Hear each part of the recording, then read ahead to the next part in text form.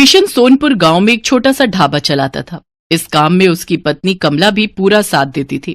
कमला और किशन दोनों मिलकर सुबह से शाम तक अपने ढाबे पर काम करते और जो पैसे बचते उनसे अगले दिन का सामान खरीदते और बाकी से घर का गुजारा करते। ऐसे ही दिन बीत रहे थे। गर्मियां आने वाली थी। गांव के पास जो और दूसरे बड़े ढाबे और होटल थे, उन सब ने अपने ढाबे और होटल में बढ़िया एयर कंडीशनर लगवा दिए थे ताकि गर्मियों में भी ग्राहकों की भीड़ लगी रहे। इस कारण अब किशन के ढाबे पर ग्राहकों ने आना बंद कर दिया। अब ज्यादातर ग्राहक दूसरे ढाबों में ही जाकर खाना खाने लगे। इस कारण किशन की आमदनी बिल्कुल ना के बराबर हो गई। कमला, अब तो ढाबे पर ग्राहकों की भीड़ लगनी बंद हो गई है। एक भी ग्राहक रोटी खाने के लिए नहीं आता। सबको एसी ढाबों में खाने की आदत हो गई है। और वैसे भी गर्मी के मौसम में कौन भला हमारे इस छोटे से पुराने ढाबे पर खाना खाएगा। सबको एसी की ठंडी हवा में खाना खाना अच्छा लगता है, पर हमारे पास तो इतने पैसे भी नहीं है कि हम बड़ा और महंगा एसी लगवा सकें। कैसे गुजारा चलेगा कमला, कुछ समझ नहीं आ रहा है। इसी बात को लेकर तो मुझे भी चिंता हो रही है। ग्राहक नहीं आते तो खाना भी रोजाना का खराब हो रहा है। हमारा तो बहुत नुकसान हो जाएगा। अब तो थोड़े से ही पैसे बचे हैं जिनसे सिर्फ एक दाल और रोटी बना सकते हैं। उसके अलावा हम कुछ नहीं बना सकते। किशन भाई, गर्मी में यहाँ बैठकर खाना बहुत मुश्किल है। आज तो मैं गलती से बैठ गया, नहीं तो अब तो मैं एसी वाले ठंडे ढाबे में ही खाना खाऊंगा। वहाँ थोड़े पैसे ज्यादा होते हैं पर आराम से खाना तो खा लेते हैं। लाओ, कितने पैसे हो गए? 50 रुपए। ये लो, और इस ढाबे का कुछ करो और साथ में एसी ढाबा करो इसे, नहीं तो कोई खाना खाने नहीं आएगा। दिन पर दिन किशन और कमला परेशान रहने लगे। अब तो इक्का दुक्का ही ग्राहक उनके ढाबे पर आता। इस कारण किशन ने सिर्फ एक दाल और रोटी बनानी शुरू कर दी, क्योंकि बाकी चीजें अगर वो बनाए तो ग्राहक नहीं आए तो खराब हो जाएंगी और फिर पैसे भी तो चाहिए। इसी कारण वो जैसे तैसे अपना ढाबा थोड़ा बहुत चला रहा था। कमला, आज बस 250 रुपए की कमाई हुई है। अब तो कोई रास्ता ही नजर नहीं आ रहा है। मुझे लगता है हमें अपना ढाबा बंद करना होगा। किशन के ढाबे के सामने एक बहुत बड़ा ढाबा था। वहाँ ग्राहकों की भीड़ लगी रहती थी, क्योंकि इस साल ही वहाँ के मालिक रघु ने बहुत ही बढ़िया मरम्मत करवाकर ढाबे में एसी लगवा दिया था। क्या बात है किशन, आज भी तेरे ढाबे पर कोई नहीं आया? एक काम कर, ढाबे पर ताला लगा दे। अब तेरा ढाबा नहीं चलने वाला। इतनी भारी गर्मी में एसी के बिना कोई खाना खाने नहीं आएगा। और तेरे पास इतने पैसे नहीं है कि तू मेरी तरह इतना महंगा एसी लगवा सके। और मैंने एक नहीं 2-2 एसी लगवाए हैं, तब जाकर अच्छी कमाई हुई है। किशन और कमला ने सोच लिया था कि अब इस ढाबे को बंद कर देंगे। थोड़ा बहुत राशन रखा था, जिससे उन्होंने आज का ढाबे का खाना बना लिया था। कमला, ये दाल और रोटी जो बनाई है बस आज की बेच लेते हैं, कल से ताला लगा ही देंगे। कोई फायदा दिखाई नहीं दे रहा है। हाँ, मैंने जो दाल बची थी वो बना दी है और थोड़ी बहुत तंदूर की रोटियां भी।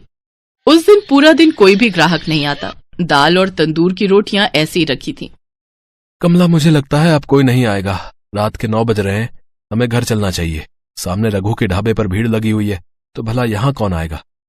तभी किशन देखता है सामने रघु के ढाबे पर एक बहुत ही जरूरतमंद आदमी अपनी गर्भवती पत्नी के साथ कुछ मदद मांग रहा है।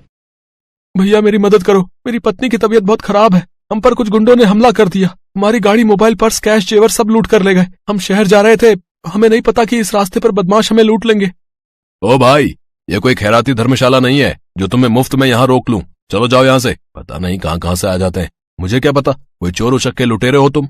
आजकल किसी का कोई भरोसा नहीं है। ओए छोटू, इन्हें बाहर भेज और ढाबे का शटर गिरा दे। मैं घर जा रहा हूँ। ऐसा ना कहो, मेरी पत्नी की तबीयत सचमुच बहुत खराब है। बस कुछ देर आराम करके हम चले जाएंगे। अरे अरे, सुनो तो भैया, भैया सुनो तो। सुनो जी, अब खड़ा नहीं हुआ जा रहा। मुझे बहुत प्यास लगी है, थोड़ा सा कहीं से पानी ले लो। किशन और कमला उस व्यक्ति और उसकी पत्नी को देख रहे थे। किशन दौड़कर उनके पास जाता है। भैया जी, आप चिंता मत करो, आप मेरे साथ मेरे ढाबे पर चलो। आइए बहन जी, आप मेरे साथ आइए। किशन और कमला उस व्यक्ति को और उसकी पत्नी को अपने ढाबे पर ले जाते हैं। साहब, ये दाल और रोटी आप खा लो, यहाँ कोई चिंता वाली बात नहीं है। पता नहीं, हम तो पहली बार इस रास्ते से गुजर रहे थे। जंगल का रास्ता था और पता ही नहीं चला कि कब इन बदमाशों ने हमारी गाड़ी को रोक लिया। किसी तरह से उनसे रहम की भीख मांगकर मैं अपनी पत्नी को सुरक्षित बचा कर लाया। मुझे धन दौलत की कोई कमी नहीं है। बस मैं तो कुछ देर आराम करने के लिए वहाँ सामने के ढाबे से मदद मांग रहा था, पर उन्होंने तो मेरी बात पूरी सुने बिना ही मुझे मना कर दिया। मैं अगर आज कुछ देर वहाँ रुकता तो अगले दिन अपने नौकर के हाथ पैसे भिजवा देता। तुम बहुत भले हो, तुमने भी तो बिना जाने पहचाने आज हमारी मदद कर दी। अच्छा, तो तुम ये ढाबा चलाते हो? साहब, चलाता तो हूँ, पर आज मेरा इस ढाबे पर आखिरी दिन था। मैं इस ढाबे को बंद कर रहा था। शायद आपकी किस्मत में आज मेरे ढाबे की रोटी खाना लिखा था। किशन अपना सारा दुख उस व्यक्ति को बताता है। चिंता मत करो भाई, अब तुम्हें इस ढाबे को बंद नहीं करना पड़ेगा। मेरा नाम वीरेंद्र सिंह है, मैं शहर का जाना माना व्यापारी हूँ। मेरे पास भगवान का दिया सब कुछ है, बस एक औलाद की कमी थी, वो भी भगवान ने हमारी झोली में खुशियां देकर पूरी कर दी। आज मेरी पत्नी की तुमने बहुत मदद की है, अब उसकी तबीयत में भी सुधार है और हम पति पत्नी सुरक्षित घर पहुंच जाएंगे। इससे बड़ी और क्या बात होगी। सुषमा, अब तुम्हें कैसा लग रहा है? मैं बिल्कुल ठीक हूँ जी। कमला ने मेरी बहुत देखभाल की है, अब मुझे बिल्कुल ठीक लग रहा है। अब मैं सफर कर सकती हूँ।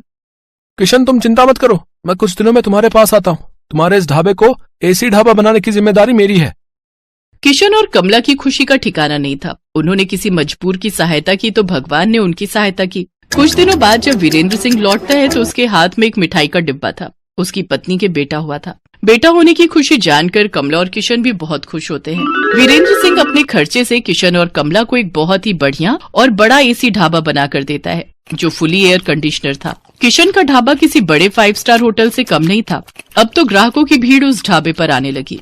ढाबा देखने में बहुत सुंदर था। किशन ने गांव के और भी मजबूर लोगों को अपने ढाबे में नौकरी दी। किशन का ढाबा दिन के साथ साथ रात में भी खुला रहता था, ताकि हाईवे से आने जाने वाले लोगों को किसी भी बात की परेशानी न हो। गरीबों के लिए उस ढाबे पर मुफ्त खाना था। वीरेंद्र सिंह अपनी पत्नी के साथ अक्सर किशन के ढाबे पर आ जाता था। आज किशन के कारण ही वीरेंद्र सिंह का परिवार सकुशल था और वीरेंद्र सिंह ने भी किशन के लिए जो किया वो किसी बड़े उपकार से कम नहीं था। तभी तो कहते हैं कि भगवान अच्छों के साथ हमेशा अच्छा ही करते हैं, इसलिए हमें सदैव मजबूर लोगों की सहायता करनी चाहिए।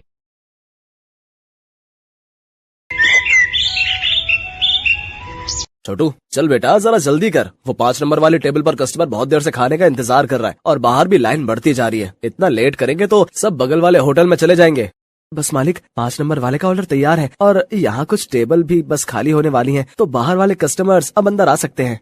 ये है सत्यभान और इसका होटल अतिथि देवो भव। जैसा इस होटल का नाम था, ठीक वैसा ही यहाँ का काम था। होटल के अंदर आने से पहले हर कस्टमर का तिलक किया जाता था और फिर बड़े ही सम्मान के साथ उसे बिठाकर खाना परोसा जाता था। इस अनोखे तरीके की वजह से ही सत्यभान का ये होटल बहुत मशहूर था और बड़ी दूर दूर से लोग यहाँ खाना खाने आते थे। होटल के खाने का बढ़िया स्वाद और यहाँ की साफ सफाई भी एक बड़ी वजह थी कि आसपास के कई होटलों और ढाबों को छोड़कर कस्टमर सत्यभान के पास ही आते थे। सर, मेरा नाम रमन है, मैं पब्लिक टाइम्स अखबार से आया हूँ, मुझे आपका इंटरव्यू करना है। अच्छा, हाँ, क्यों नहीं, आइए आइए। रुकिए, पहले मैं आपका तिलक करूंगा। हाँ, अब ठीक है, अब आप यहाँ आराम से बैठिए। छोटू, जल्दी से साहब के लिए गर्मा गर्म कचौड़ियाँ और बढ़िया चाय तो लेकर आ। हाँ तो सत्यभान जी, सबसे पहले मैं आपका पूरा होटल और यहाँ की किचन देखना चाहूंगा। वैसे सुना तो मैंने ये है कि आप किसी को भी अपनी रसोई में लेकर नहीं जाते, लेकिन मुझे तो आपके वहाँ लेकर जाना ही होगा, वरना ये इंटरव्यू अधूरा रह जाएगा। अरे बस वो बात ऐसी है कि आप तो जानते ही हैं, होटल के बिजनेस में सारा खेल खाने में इस्तेमाल होने वाले मसालों और रेसिपी का ही है, और यहाँ मैंने और मेरे साथियों ने बड़ी मेहनत से ये सब तैयार किया है। अच्छा, लेकिन आपके यहाँ जो लोग काम करते हैं, मतलब आपके साथी, अगर उनमें से किसी ने धोखा दिया तो? नहीं नहीं, ऐसा तो हो ही नहीं सकता। यहाँ जितने भी लोग मेरे लिए काम करते हैं वो सब के सब मेरे गांव से ही हैं, यानी सब मेरा परिवार है। आज तक का रिकॉर्ड है, मुझे मेरा कोई साथी छोड़कर नहीं गया। ये तो वाकई बहुत बड़ी बात है। लेकिन अब तो आप इतने मशहूर हो गए, आपका होटल एक ब्रांड बन चुका है, तो लोग आपकी रसोई को अंदर से देखना चाहते हैं। आप चिंता मत कीजिए, मैं आपके मसालों और रेसिपीज का राज नहीं खोलूंगा, लेकिन रसोई के अंदर की कुछ फोटोज तो चाहिए होंगी आपके इंटरव्यू के साथ छापने के लिए। सत्यभान उस पत्रकार को समझाने की कोशिश करता है, लेकिन वो खुद ही उस पत्रकार की बातों में फंस जाता है। अखबार में अपना इंटरव्यू और फोटो छपने की बात से वो बहुत खुश था और इसी खुशी में वो बह गया और उस पत्रकार को उसने अपने होटल का एक एक कोना बहुत अच्छे से दिखाया। साथ ही अपनी रसोई में ले जाकर अपने सारे तौर तरीकों और रेसिपीज का भी अनजाने में खुलासा करता गया। वो पत्रकार होटल की लगभग हर चीज की तस्वीर ले रहा था। इंटरव्यू के दौरान उसने सत्यभान से कई सवाल पूछे, जिनके जवाबों में सत्यभान के सारे सीक्रेट खुलते जा रहे थे। अच्छा सत्यभान जी, बहुत अच्छा लगा आपसे मिलकर। इंटरव्यू के लिए शुक्रिया, अब मैं चलता हूँ। जी जी, आपका बहुत शुक्रिया। अब वैसे ये सब कब छपेगा अखबार में? बस यही 1-2 दिन में, मैं आपको फोन पर इन्फॉर्म करूंगा। इतना कहकर वो पत्रकार सत्यभान के होटल से बाहर निकलता है और कुछ दूर पहुंचते ही मुस्कुराते हुए अपने गले में पहना हुआ आई कार्ड उतारकर एक कूड़े के ढेर में फेंक देता है। बड़ा अक्लमंद समझता था खुद को, एक नंबर का बेवकूफ निकला ये तो। असल में ये आदमी कोई पत्रकार था ही नहीं, पास ही मौजूद एक दूसरे होटल के मालिक का रिश्तेदार था, जो पत्रकार बनकर सत्यभान के सारे सीक्रेट जानने के लिए उसके पास गया था। ये आदमी अपने मकसद में पूरी तरह से कामयाब हो चुका था। इधर सत्यभान रोज सुबह के अखबार में अपने इंटरव्यू के छपने का इंतजार कर रहा था। जा छोटू, देख तो अखबार आ गया होगा। अब तो पूरे 4 दिन हो लिए, आज तो पक्का अपनी फोटो छपी होगी। छोटू फौरन उस दिन का अखबार लेकर आता है, लेकिन बीते दिनों की तरह उसमें भी सत्यभान और उसके होटल का जिक्र तक नहीं था। ये देखकर सत्यभान उदास हो जाता है। ऐसा कई दिनों तक होता रहा। फिर सत्यभान ने उम्मीद ही छोड़ दी और ये सब कुछ भुला दिया। फिर एक दिन अचानक सत्यभान के होटल में रेड पड़ जाती है। फूड इंस्पेक्टर अपने कुछ आदमियों के साथ सत्यभान के होटल पहुंचते हैं और वहां मौजूद हर चीज की जांच करने लगते हैं। देखिए, हमें आपके होटल के खिलाफ शिकायत मिली है कि आप खाने में नकली सामान का इस्तेमाल करते हैं। ये कैसी बातें कर रहे हैं आप? सालों से मैं इस होटल को चला रहा हूँ, वो भी पूरी ईमानदारी से। अगर ऐसा है तो हमें यहाँ की तलाशी लेने दीजिए। चलिए हटिए यहाँ से। पूरी टीम होटल का कोना कोना छानने लगती है। तभी उन्हें किचन के पास एक छोटा सा दरवाजा दिखता है। फूड इंस्पेक्टर खुद इस दरवाजे को खोलकर अंदर जाते हैं तो उन्हें काफी मात्रा में नकली घी, तेल, नकली मसाले जैसी कई चीजें मिलती हैं। तो ये है तुम्हारी ईमानदारी का सबूत? हाँ, शर्म आनी चाहिए तुम्हें। सत्यभान को कुछ समझ ही नहीं आ रहा था कि आखिर उसके साथ हुआ क्या। खाद्य विभाग की टीम सत्यभान के होटल को सील कर देती है। साथ ही सत्यभान को जेल भेज दिया जाता है। एक ही पल में सत्यभान का सब कुछ बर्बाद हो गया था। उसका परिवार सड़क पर आ गया था। सत्यभान खुद को बेगुनाह साबित नहीं कर सका और उसका सब कुछ जुर्माने की रकम अदा करने में चला जाता है। उसके गांव के लोग जो उसके लिए काम किया करते थे वो भी उसका साथ छोड़कर गांव वापस चले जाते हैं, सिवाय छोटू के। चलो, तुम्हारी जमानत हो गई है। जमानत की बात सुनकर सत्यभान चौंक जाता है। वो बाहर आकर देखता है तो एक वकील के साथ खड़ा छोटू उसका इंतजार कर रहा था। छोटू, तूने ये सब कैसे किया बेटा? तेरे पास इतने पैसे कहाँ से आए? मैं तो बिन माँ बाप का एक लावारिस था मालिक। आपने मुझे सहारा दिया था तो मैं आपको इस हाल में अकेला कैसे छोड़ देता? आपको याद है, मैं हर महीने की तनख्वाह से कुछ पैसे जोड़ता था अपनी आगे की पढ़ाई के लिए। बस वही आज काम आ गए। छोटू की बात सुनकर सत्यभान की आंखों में आंसू आ जाते हैं और वो छोटू को गले लगा लेता है। लेकिन अभी भी सब कुछ ठीक नहीं हुआ था। शहर भर में सत्यभान का नाम खराब हो चुका था। इसलिए सत्यभान अपने परिवार और छोटू के साथ शहर छोड़कर अपने गांव चला जाता है। वहां बांस के बड़े बड़े जंगल थे जिनके बीचों बीच एक छोटी सी झोपड़ी बनाकर सत्यभान और उसका परिवार रहने लगता है। सत्यभान के पास गुजर बसर के लायक भी पैसे नहीं थे, इसलिए उसे कुछ तो करना ही था। तभी एक दिन उसने गांव के एक बच्चे को एक आधे कटे बांस में कुछ खाते हुए देखा। सत्यभान उस बच्चे के पास गया और उससे बोला, बेटा, ये क्या खा रहे हो? ये हरे बांस का अचार है और ये रोटी है। ये बर्तन, ये भी बांस से बना है। वो यहाँ गांव में बांस ही सबसे ज्यादा उगता है ना, तो हम लोग इसी का ज्यादा से ज्यादा इस्तेमाल करते हैं। उस बच्चे की बात सुनकर जैसे सत्यभान के दिमाग के घोड़े दौड़ने लगे। उसने फौरन छोटू को अपने पास बुलाया और उसे कुछ समझाने लगा। फिर अगले दिन तड़के सुबह ही वो छोटू के साथ बांस के जंगल में गया और ढेर सारी बांस की लकड़ियां काट कर ले आया। सत्यभान और छोटू दिन रात लगे रहे और देखते ही देखते उन दोनों ने सिर्फ बांस की मदद से पूरा का पूरा होटल बनाकर तैयार कर लिया, जहां दीवारें भी बांस की थीं और सारे बर्तन भी। अब सवाल ये था कि इस होटल में पकेगा क्या? मालिक, आप चिंता मत कीजिए, हमें जाकर सब लोगों से बात करनी चाहिए जो शहर में अपने साथ काम करते थे। मुझे विश्वास है कि वो सब हमारा साथ जरूर देंगे। छोटू की बात मानकर सत्यभान अपने गांव के लोगों से बात करता है। धीरे धीरे गांव के कई लोग उसकी मदद के लिए आगे आते हैं। कई लोग उसे मुफ्त में राशन देते हैं, जिसके साथ हरे बांस का इस्तेमाल करके सत्यभान और छोटू होटल के लिए खाना बनाते हैं। और इस तरह एक बार फिर सत्यभान का होटल चल पड़ता है। लेकिन हालात अब पहले से बहुत अलग थे। कई दिनों तक सत्यभान के होटल में एक भी ग्राहक नहीं आता।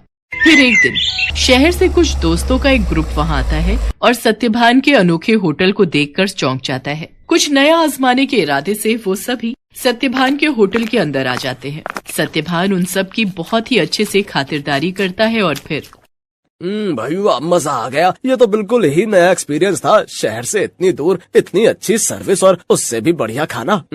सच में बहुत अच्छा लगा यहाँ आकर। और सबसे बड़ी बात, मुझे तो पता ही नहीं था कि बांस को भी खा सकते हैं, वो भी इतने अलग अलग रेसिपीज में।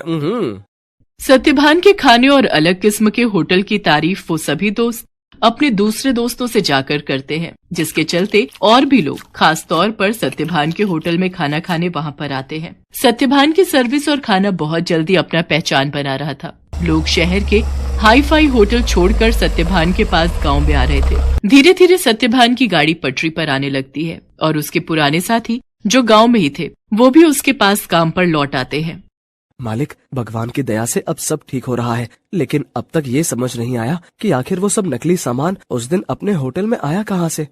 ये पहेली तो सच में सुलझानी ही होगी छोटू। मुझे लगता है मुझे कुछ करना चाहिए।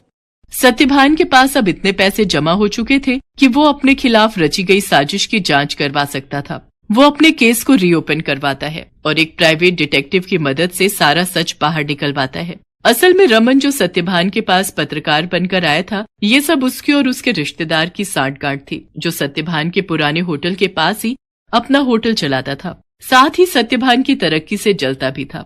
रमन के द्वारा जुटाई गई जानकारी की मदद से ही वो सारा नकली सामान रातों रात चुपके से सत्यभान के होटल के अंदर पहुंचाया गया था। प्राइवेट डिटेक्टिव ने सारे जरूरी सबूत जुटा लिए थे, जिनकी मदद से दूध का दूध और पानी का पानी हो गया। दोषियों को सजा मिली और सत्यभान को उसकी खोई हुई इज्जत